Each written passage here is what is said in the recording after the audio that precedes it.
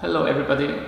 Why shouldn't the 5th generation Cadillac Seville be parked with its bumper towards a wall? The answer is because then you may be unable to open the hood. In today's video I'm gonna explain the background of this, let's call it design flaw, why not all the Sevilles out there are affected, and how this got me into really big trouble 2 weeks ago. Not to miss any new content on my Seville SLS, consider subscribing, and if doing so, don't forget to also activate the bell notification. Unlike previous generations of the Seville, the last one, built from 1998 to 2004, wasn't only offered as an SLS or STS with slightly different engines, rear axle ratios, suspensions and body styles, but also as a longer version for the US market and a shorter one for export.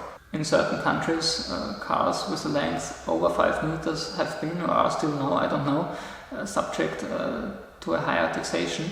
And since the 5th generation Seville only measured 5'10", Cadillac decided to build a second shorter version, especially for these markets.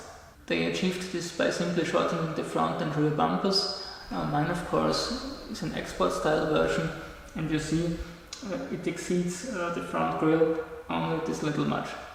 Here's a Seville SLS equipped with the original style bumper, and I think the difference is obvious. When doing this, they may not have considered the negative effect this export bumper styling has on the usability of the car in general, but let's explain what happened to me 2 weeks ago. I had parked the Cadillac in a public garage for around half a year to save space and especially to prevent damage. Its front bumper was touching the wall. This contract now expired and I had to bring the car into this garage. I went there on a Saturday evening. When opening the door, I already recognized the interior light doesn't go on, and in fact the battery was dead. Luckily, I'm a member in an automobile club offering free roadside assistance, so I made a phone call. They told me they will arrive within the next half hour or hour, and because I was in a hurry, I wanted to prepare everything for jump starting the car. I wasn't concerned at all at the beginning, since I knew there's a jumper point here underneath inside the engine compartment. I unlocked the hood, but soon recognized that it may be difficult to stick my fingers in here and push the lever to the left where it belongs. But after getting rid of my wristwatch, and since I have very small hands, I was able to do that also and get it finally unlatched. Like every good movie, this story also comes with a final twist, so stay with me folks, I will now simulate a wall.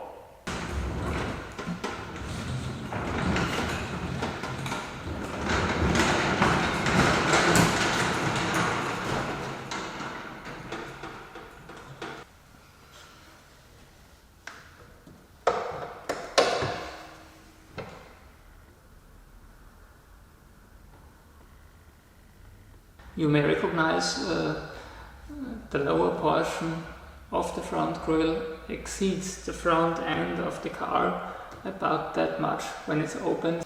And my conclusion is, you cannot open the hood of a 5th generation Cadillac Seville equipped with the small export bumpers if it stands close to an obstacle, especially to a wall. That much of interference is roughly the difference between an original US bumper and the shorter export bumpers, so I guess there may not be a problem with the Sevilles driving around in the US, but if you own one, try it out and post your result in the comments below. You may ask, why didn't I simply pull the car back?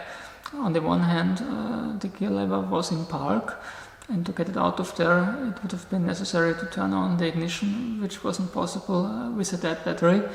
And on the other hand, the parking brake was applied, and on this car, to release the parking brake, it's also necessary to turn on the ignition and put in a gear.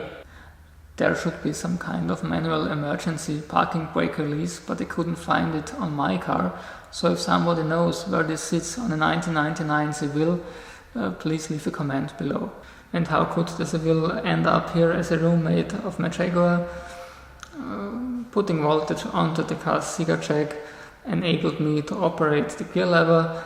It's the same I did the day before to unlock the S-Type trunk. I couldn't release the parking brake before the car has been jump started, so to get it away from the wall, I again had to rely on my beloved car skates. I have links to them for you below. By the way, even though my Seville is front driven, the parking brake affects the rear axle. If you enjoyed today's video, please give it a thumbs up. See you back soon. Goodbye.